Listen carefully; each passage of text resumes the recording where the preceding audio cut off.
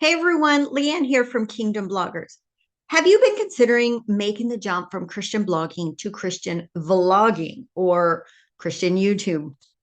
If you hadn't heard, YouTube is blowing up, and it honestly, video is the way everything is going right now. Video enables us to really get more personal with our followers, get more real, whereas in a blog you have to be formal and everything's formatted for SEO and search engines and stuff.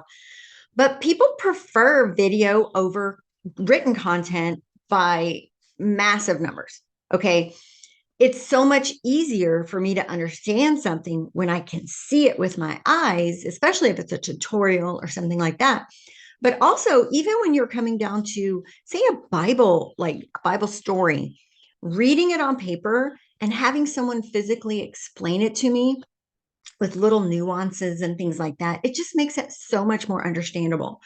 And so, if you are currently doing a Christian blog and you're just kind of tired of writing at this point, then maybe this is your sign to go ahead and make the jump into Christian YouTube, taking your blog content and turning it into a video format. Now, it's very important to understand that not all blog posts are going to be appropriate for video. And when I say not all blog posts, as I'm talking about taking blog to video, I am talking about your blog content has been researched and you understand it's not your thoughts and feelings. You're writing content that people are searching for. This is what we're talking about. But really, not everything that people search for in readable format, they don't necessarily always search for it in video format. And so, understanding that up front, not every blog post is going to have a video. So, also, the difference in content, like what people are looking for when they seek it in video versus what they are looking for when they seek it in written content. Written content, like I mentioned, is very formal, like the SEO, the headings, and everything's got to be in a proper way so the search engines can index it. But in video, you're able to relax a bit and be more yourself. You're not confined to a certain number of characters or word count, and you're not confined to headings and everything. It's just you talking. Like I'm just talking here, and my hands are just going crazy, and I get to be me, which means I can add more to it. I can add more stressing importance. Just like when you text something and then if you say it, and this is why sometimes texts often get misconstrued because the intent, the inflection is not there. This is video versus written content. In video, I can really stress certain points. I can add extra perspective and things like that. And that enables the person watching to get more from it.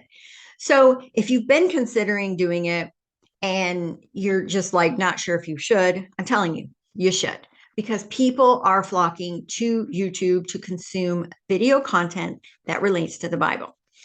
Now, I know many of you women out there are like, I don't want my face on camera. I don't like how I look. And here's what I say to that. Number one, God made that face, girl.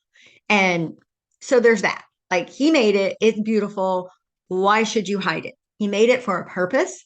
And the truth is that people out there in video land, like watching, there's people that look just like you. For whatever thing it is about yourself that you don't like, there's other women out there who don't like that same thing about themselves.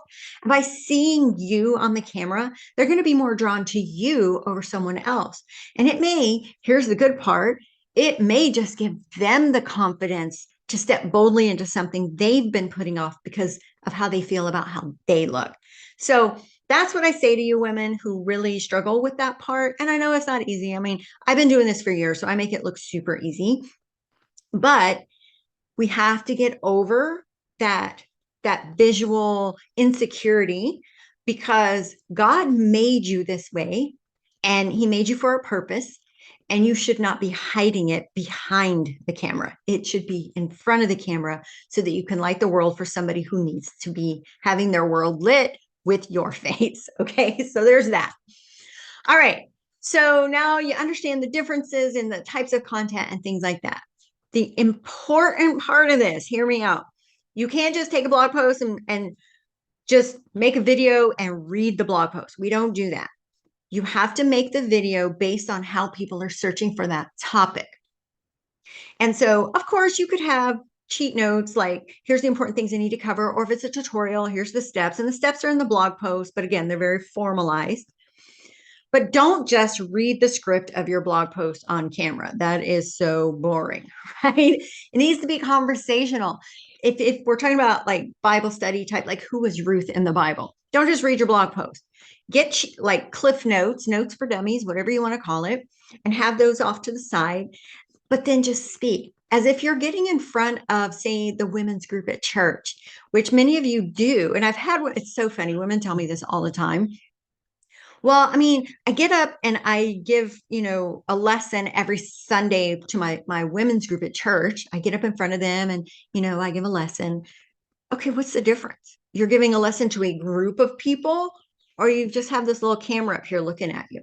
Like many people freak out when there's people in the audience watching them, but you're literally just in front of a camera. So if you can do it in front of a big group of people, you can do it here too. It is a little awkward because there's nobody staring back at you, but there's no different. So do your research, figure out what people are looking for as it pertains to that topic, and then create your video in a conversational manner to help them understand. It needs to follow an order. I mean, it needs to make sense, but that keyword research is important because the keyword that you're targeting for your blog post may vary slightly for the keyword you're targeting in the video format.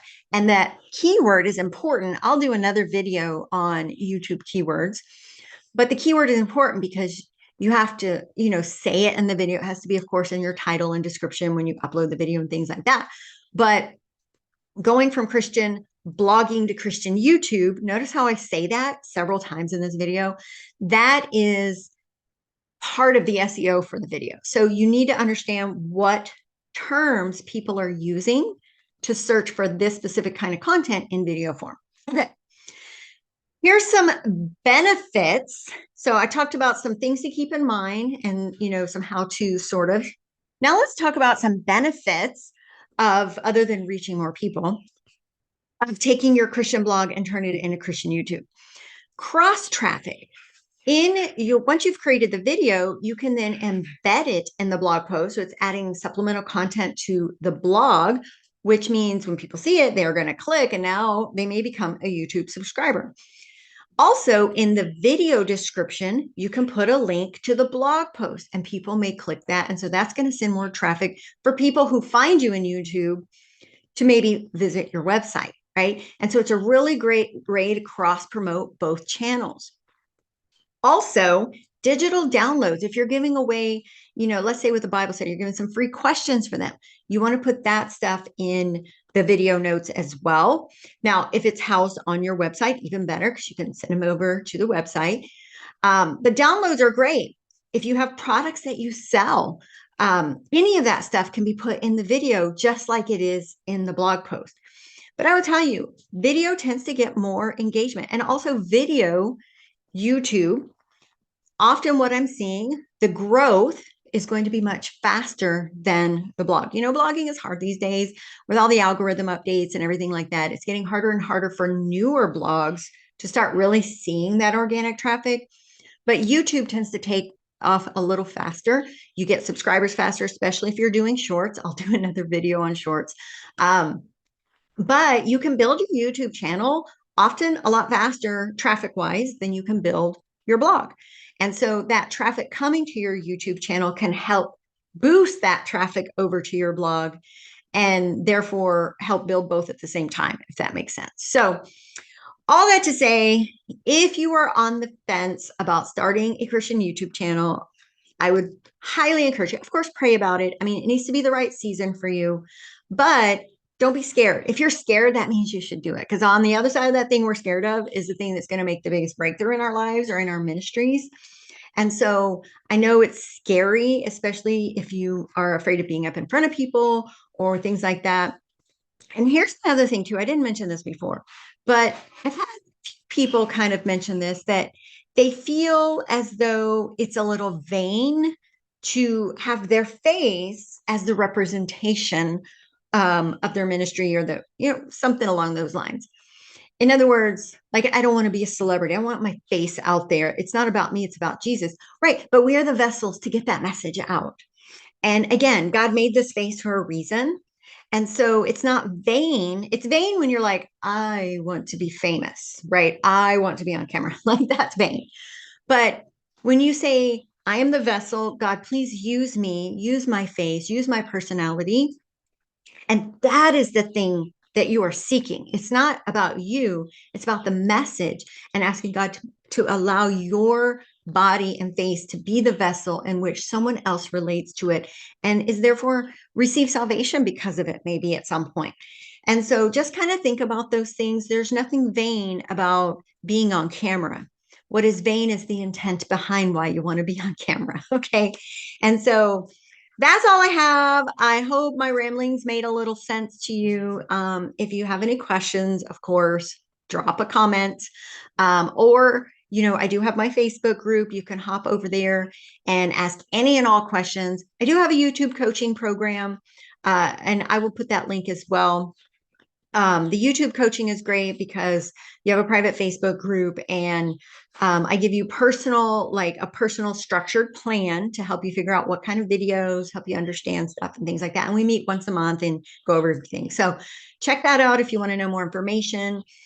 Please like this video and give us a thumbs up.